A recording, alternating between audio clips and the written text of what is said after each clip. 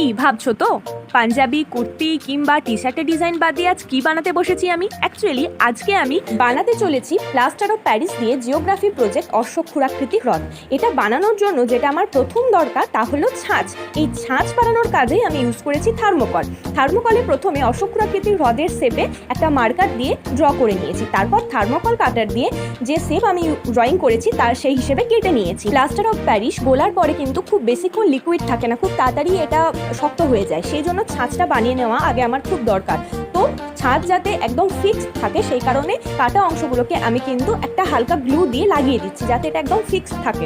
Plaster of প্যারিসের যে powder সেটা ঠান্ডা জল দিয়ে গুলে নিতে হয় এবং এটা একটি সেমি সলিড স্ট্রাকচার যখন আসে তখন এই ছাঁচের মধ্যে এটা কিন্তু ঢেলে দিতে হয়। তারপরে দুদিনের জন্য আমি পুরোপুরি ছেড়ে দিয়েছিলাম। যখন শুকিয়ে সলিড হয়ে গেছে তখন আমি আস্তে আস্তে থার্মোকল কাটার দিয়ে কেটে, ওই যে তোমরা থার্মোকলটা আগে দেখেছিলে ওটাকে কিন্তু কেটে আমি বার করে নিয়েছি। এখন দেখতেই পাচ্ছ তোমরা কিরকম স্ট্রাকচার এটা